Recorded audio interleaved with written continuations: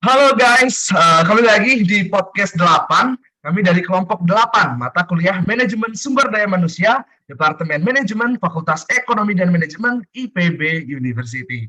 Dan kali ini kita akan berbincang-bincang bersama guys, seperti biasanya ya. Dan topik kita kali ini ialah mengenai MT, Manajemen Trainee, yaitu sebuah program dari perusahaan yang mampu mengantarkan kita ke posisi-posisi strategis perusahaan nih guys. Dan terdengar sangat menggiurkan, bukan? Dan tentunya kita akan membahas mulai dari hal-hal serunya, hal-hal menariknya, hingga tantangan-tantangan yang bisa kita temukan tentunya di program manajemen training ini guys. Dan tentunya kita telah bersama kedatangan ya narasumber yang sangat luar biasa sekali.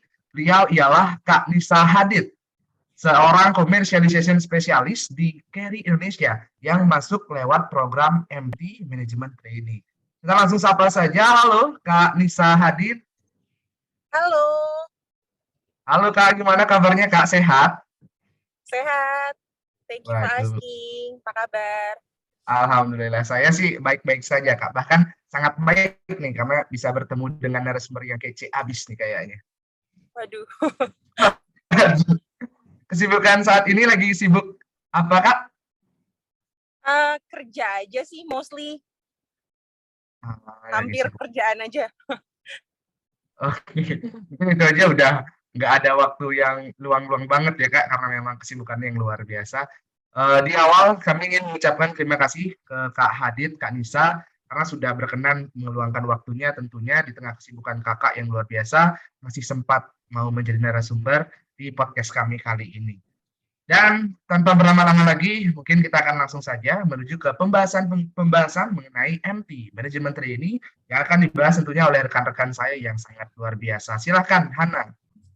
Baik, Kak. Untuk pertanyaan pertama, kalau aku boleh tahu alasan Kakak mengapa milih manajemen training sebagai karir awal ya, Kak? Oke. Sebelumnya mungkin ini kisah buat saya menarik sih sebenarnya. Mungkin beda dari yang lain ya.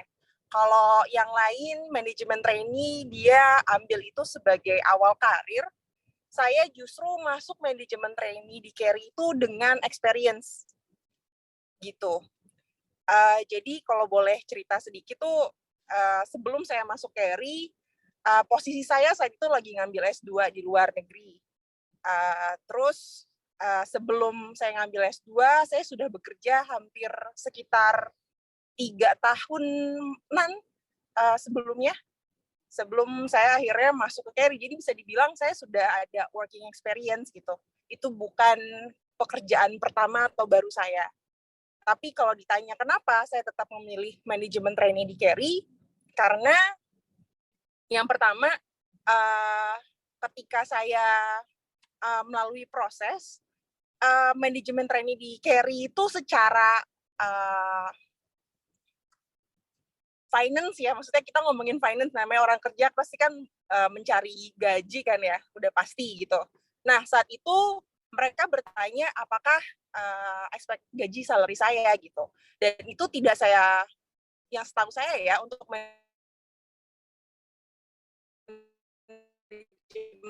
trainee di kantor yang lain itu mereka tidak ada tuh dipukul rata sama gitu.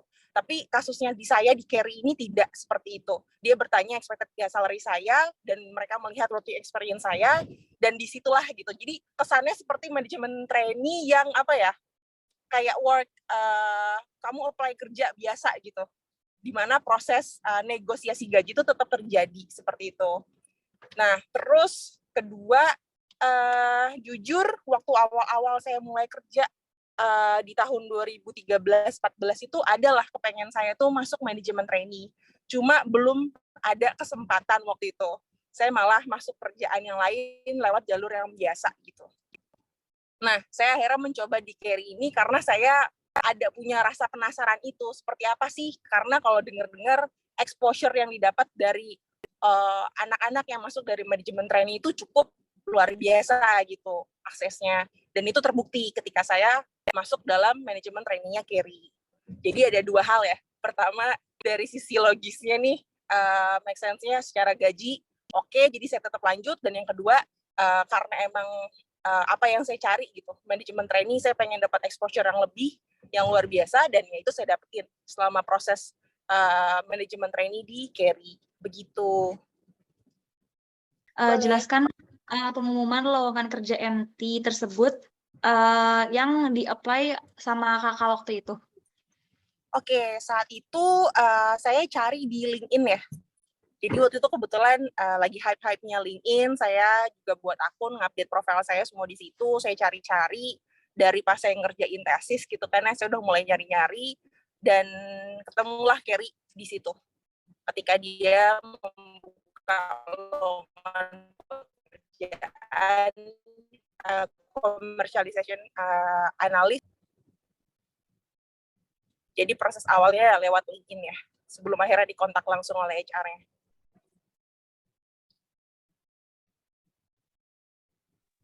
Oke Kak, setelah Kakak apply nih, kan tentunya ada beberapa proses seperti seleksi dan juga rekrutmen. Nah, bisa Kakak jelaskan nggak bagaimana proses seleksi dan juga rekrutmennya? Oke, ada berapa tahap ya? Pertama yang jelas dari tahapan berkas ya. Pertama berkas, mereka oke, mereka kontak saya. Terus karena kebetulan kan saya posisinya waktu itu masih di Inggris, HR-nya base-nya di Singapura untuk yang Carry manajemen trainee-nya regional. Jadi kita benar-benar semuanya tuh dilakukannya virtual ya, online. Mereka kontak saya dari Singapura, meminta saya untuk menyelesaikan satu online assessment. Jadi itu akan menjadi tahap kedua ya. Pertama berkas, setelah mereka seleksi itu, kontak, lalu online assessment, selesai, baru ada yang namanya study case. Study case itu jadi panel tes gitu. Kita akan di-interview oleh line manager saya, calon line manager saya, lalu beberapa unit yang berkaitan dengan pekerjaan saya nanti, ya, dan HR-nya gitu. Dan saya dikasih beberapa pertanyaan, kasus yang konsepnya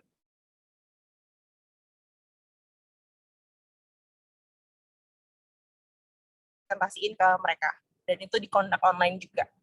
Terus dari panel tes interview itu selesai, dari study case itu selesai, saya interview dengan GM, General Manager-nya Indonesia. Waktu itu menjadi interview terakhir saya. Jadi total ada berapa ya? Berkas, online test, panel test, study case, dan final interview dengan GM. Berarti total ada 4 tahapan waktu saya laluin di Carry kemarin untuk manajemen training. Seperti itu. Oke, selanjutnya apa saja sih job description dan juga job specification dari manajemen trainee yang Kakak apply? Oke. Sebelumnya mungkin aku nge-brief sedikit ya. Mungkin ada beberapa orang yang tahu manajemen trainee itu sifatnya general di awal, terus nanti kita bakalan diputer gitu ya untuk ngikutin role yang disiapkan gitu. Kira-kira mana yang kita bakal suka, mana yang kita bisa fit well di posisi itu. Nah, kebetulan di Carry dari awal manajemen trainee-nya memang sudah spesifik untuk satu role. Kebetulan saya commercialization analyst awalnya. Nah, jadi waktu itu, sebentar, maaf.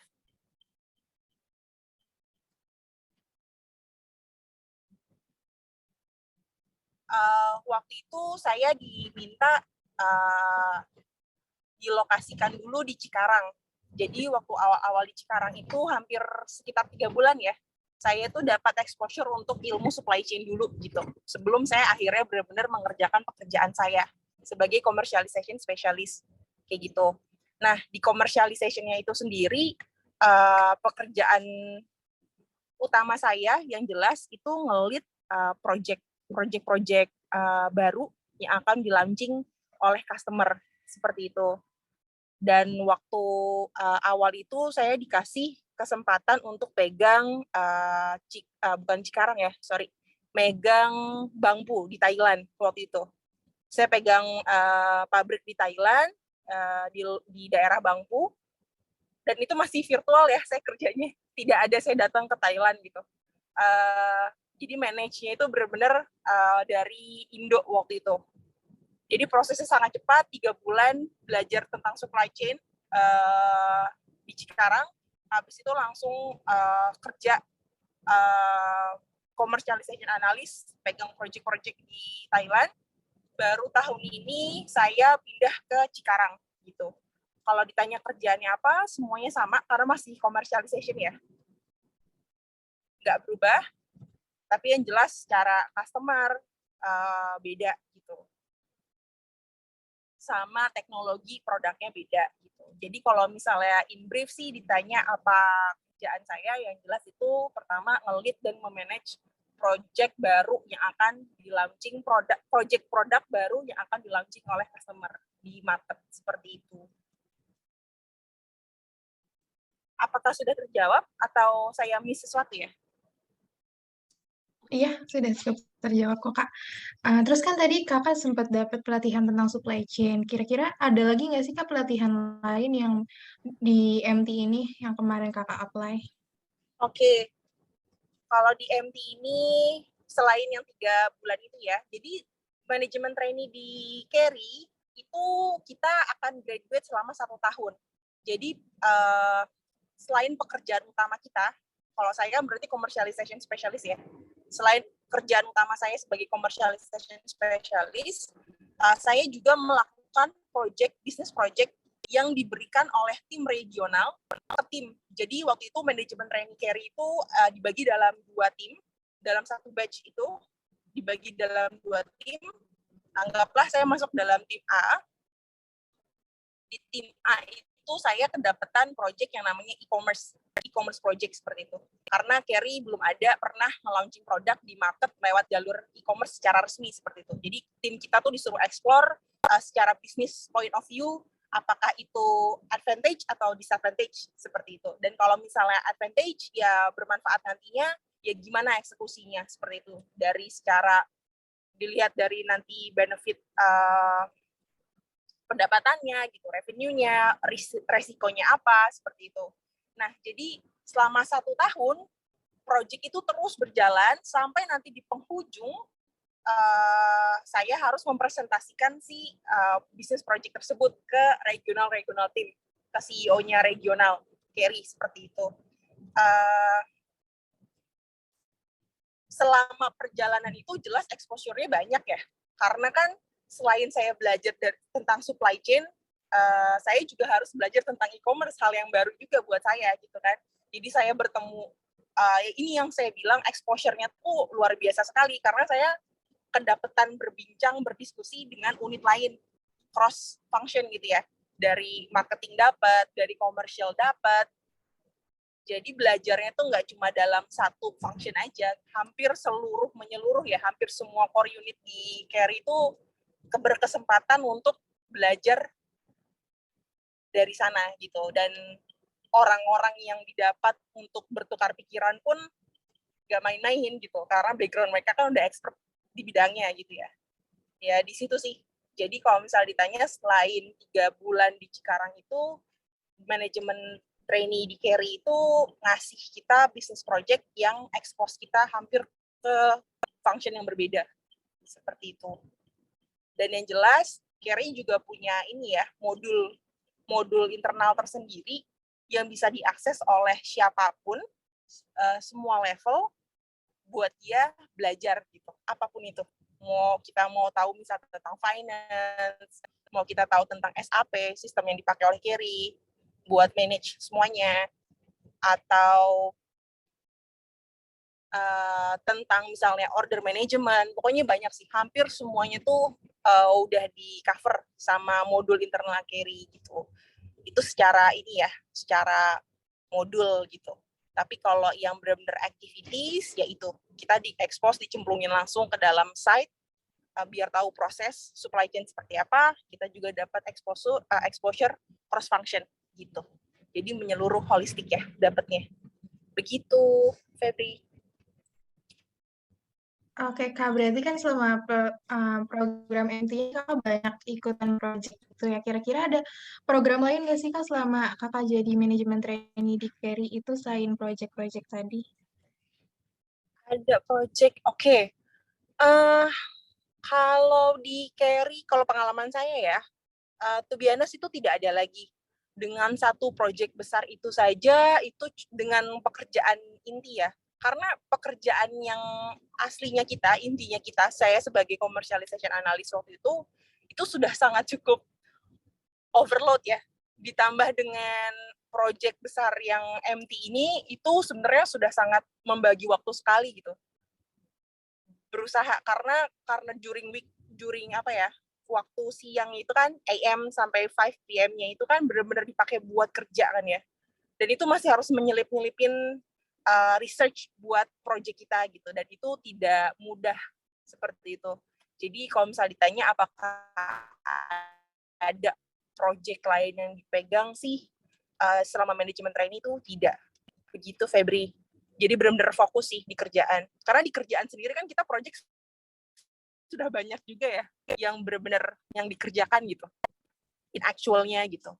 Jadi ya itu sudah overwhelm juga sih sebenarnya melakukan MT dan real work-nya gitu.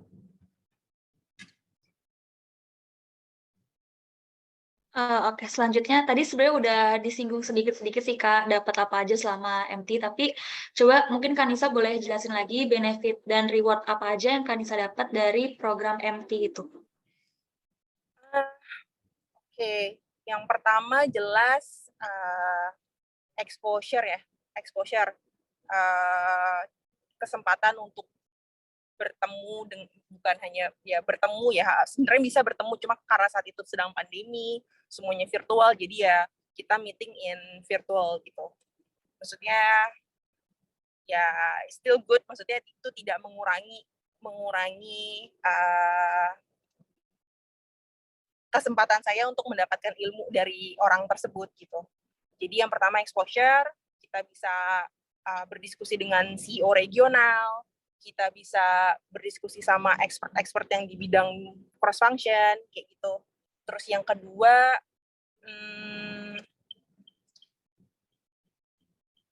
kita juga dapat hal yang mungkin tidak didapat dari colleague yang lain ya. Kayak misalnya karena kita MT, kita tuh tidak hanya dipersiapkan dari sisi apa ya, knowledge gitu. Kita juga disiapkan dari sisi mental. Jadi ada yang namanya sesi itu sesimpel kayak bagaimana sih kita meningkatkan rasa confidence kita, bagaimana sih kita tahu sebenarnya diri kita tuh butuh apa sih di kerjaan, sebenarnya kita tuh orangnya seperti apa sih, biar bisa berkomunikasi atau berhubungan dengan orang lain kayak gitu. Itu kan hal-hal yang soft ya, maksudnya bukan yang sesuatu ya, bukan knowledge gitu, bukan knowledge tentang pekerjaan gitu. Itu lebih hal-hal yang emosional gitu, yang mesti dikulik. Itu sih menurut aku sih itu penting ya dalam bekerja, karena kan kita nggak mau jadi robot, kita kan at the end itu manusia ya. Kadang kita juga ngerasa exhausted gitu, kadang kita ngerasa stres, kadang kita ngerasa loss gitu. Nah di MT tuh kita dipersiapkan mentalnya juga di awal gitu. Jadi ada tuh kita punya regular meeting setiap minggu setiap minggu atau setiap bulan ya aku lupa. Tapi selama setahun itu kita selalu ada pertemuan untuk ngebahas sisi emosional itu gitu. Jadi which is good ya menurut saya gitu. Jadi kita nggak hanya ditempa secara fisik knowledge gitu, tapi dari sisi emosi juga kita dibantu gitu. Itu menurut aku sih sangat bagus ya menurut aku gitu. Exposure kedua itu, ketiga apa lagi ya?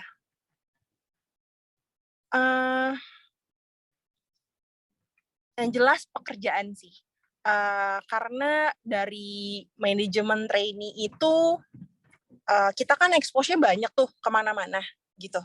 Jadi untuk kita stepping stone ke role berikutnya atau karir goal yang pengen kita dapat, itu cukup cepat lah, maksudnya. Karena kan yang menilai kita kan, karena orang banyak mengenal kita kan, terus banyak yang menilai kita juga gitu. Mereka bisa ngasih referensi tentang kita gitu. Dan kita emang sudah diharuskan dari awal tuh tahu apa sih yang mau kita goalin gitu di dalam carry, apa sih your career goal itu seperti apa gitu. Jadi ya itu sih menurut aku stepping stone buat ke next goal kerjaan tuh jadi lebih cepat gitu. Di aku ya ada 3 hal menurut aku yang paling good dari manajemen trainee-nya Carry. Yang aku rasa pun aku dapet. Nah, untuk pertanyaan yang terakhir, Kak, tips lulus program MT dari perusahaan Carry, menurut Kak Nisa tuh apa sih?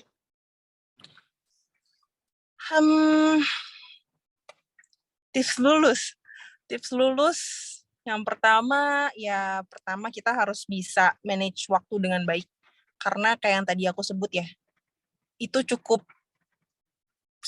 kita cukup struggle gitu untuk menjalankan KPI kita di actual work sama kita sebagai graduate gitu, sebagai manajemen trainee di Carry yang berusaha untuk lulus gitu. Itu butuh manajemen waktu yang sangat baik gitu. Karena kan at the end performance kita, KPI kita pasti kan dinilai ya kan hasilnya setiap tahun ya kan. Itu kan dinilai pas sama manajer kita gitu. Tapi at the end kita juga mesti lulus nih gitu. Jadi ya itu harus balance banget, manajemen waktunya itu mesti bagus banget. Terus yang kedua harus tahu prioritas. Karena kan ya tadi aku bilang kita kerja, kita jadi graduate, gimana kita bisa memprioritaskan gitu. Mana yang harus duluan, mana yang harus dibereskan, mana yang bisa dinantikan dulu, seperti itu. Kapan ini harus selesai, kayak gitu. Mana deadline yang harus didahulukan, kayak gitu. Itu. Terus apa lagi ya? Harus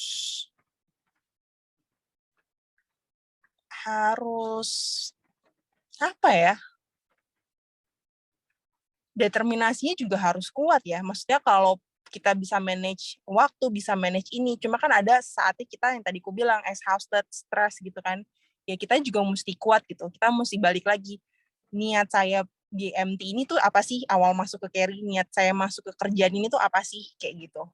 Ya kalau misalnya kita inget itu sih harusnya ya determinasi kita pun nggak akan goyah gitu. Masih akan terus ada gitu. Jadi bensin kita buat terus going gitu. Sampai akhirnya lulus. Sama yang ke selanjutnya, nggak malu untuk bertanya. Karena semua hal baru ya, semua itu hal baru. Kita dicemplungin begitu aja, dan kita harus mencari itu dari nol gitu. Kalau kita malu bertanya ya, kita nggak akan dapat apa-apa. Gitu. Nggak akan ada project yang di-deliver juga gitu. Semuanya kosong gitu. Itu sih menurut aku, nggak boleh malu bertanya. Harus mau terus belajar, itu pastilah ya itu. Karena kan kita dapat ilmu dari orang lain juga gitu. Sama teamwork. Karena manajemen trainee itu nggak tahu ya kalau misalnya di tempat lain, tapi kalau di Carry kan jelas sekali project ini kan berbarengan, bukan project individu. Jadi dan kita pun sebenarnya di actual work itu kan kita nggak bekerja sendiri gitu. Kita bekerja sama orang lain gitu. Sebenarnya kita satu tim gitu. Cuma beda-beda function aja gitu. Nah, kita di situ sih ya teamwork kita harus main banget gitu. Karena di situ juga kita ngasah ya, belajar juga gitu. Gimana sih kerja sama orang gitu. Gimana sih biar bisa nih dapetin project ini beresnya selesainya sesuai dengan deadline tanpa harus ada konflik misalnya sama orang ini. Karena kan kita nggak mungkin ya 100% klik sama semua orang gitu kan. Pasti ada yang enggaknya juga gitu. Nah, itu kita handle-nya mesti gimana. Di situ sih menurut aku poin-poin yang tadi aku sebut penting banget buat kita lulus dari MT. Gitu. Wah, luar biasa banget Kak Nisa. Bagaimana tadi tips-tips yang sangat luar biasa. Mudah-mudahan kita bisa jadi the next Kak Nisa nih Kak. Lebih baik lah, lebih baik pastinya. Aduh, manage waktu, prioritas, kemudian strong, jangan sampai lemah dalam menghadapi tantangan-tantangan ya, dan juga jangan malu bertanya, terus juga teamwork-nya dilatih sejak dini. Di awal tadi juga Kak Nisa menyampaikan bahwasanya masuk ke MT manajemen training ini juga setelah mempunyai working experience juga cukup cukup memberikan kita wawasan baru, ternyata bisa seperti itu untuk program MT. Kemudian berlandaskan gaji ya, tidak muluk-muluk dan juga exposure baik itu ke berbagai fungsional lainnya dan juga dapat berkomunikasi dengan pimpinan-pimpinan regional menjadi alasan Kak Nisa tadinya untuk masuk ke program ini. Kemudian juga dari LinkedIn mencari jejaring, dan dari Cikarang berangkat ke Thailand, kemudian akhirnya balik lagi nih Kak ke kampung halamannya ke Indonesia ya, di Cikarang lagi. Kemudian MT tidak hanya knowledge nih kata Kak Nisa, ada juga mental, sesi-sesi psikologis kita yang disiapkan untuk memang menjadi pemimpin yang baik bagaimana, dan juga tentunya MT ini menjadi batu loncatan kita agar bisa menuju jenjang karir yang berikutnya. Luar biasa sekali Kak Nisa, sekali lagi sangat insightful sekali perbincangan kita pada malam hari ini. Mungkin kita minta closing statement-nya Kak Nisa. Percayalah apapun yang lagi kamu lakukan atau kamu lagi lalui sekarang, itu cara Tuhan buat menempa kamu di kesempatan selanjutnya. Kayak kita ngerasa kita lagi skripsi sekarang kayak, wah parah banget sih harus jumpalitan kayak gini. Itu di kerjaan lebih gokil lagi. Iya. Luar biasa sekali. Jadi ya dinikmatin aja. Oke, teman-teman semua, jadi nikmatin aja kata Kak Nisa, teman-teman. Sekali lagi kami ucapkan terima kasih yang besar-besarnya buat Kak Nisa karena udah meluangkan waktunya tentunya di tengah kesibukannya Kakak Nisa. Kemudian itulah teman-teman perbincangan kita mengenai manajemen training yang sangat luar biasa tentunya. Dan setelah menonton podcast kali ini tentunya teman-teman pasti semakin tertarik nih untuk bisa diterima di program MT perusahaan-perusahaan tujuannya teman-teman. Tetap semangat semuanya, ayo kita belajar dan berusaha dengan keras, di mana masa-masa mahasiswa ini merupakan masa-masa yang tepat nih untuk kita berusaha belajar seperti yang Kak Nisa sampaikan tadi. Mungkin untuk menutup ada kutipan menarik dari Bob Sadino ya, mungkin izin Kak Nisa. Monggo. Beliau berkata, tak ada kenyamanan di hari tua untuk orang-orang yang malas di masa muda. Waduh, digampar nih saya, dari gambar di kanan kiri nih saya. Oke, mungkin segitu saja teman-teman semuanya. Sekali lagi terima kasih buat teman-teman yang udah mau menonton podcast kami kali ini di Podcast 8. Dan see you di podcast-podcast berikutnya. Terima kasih. Terima kasih. Bye.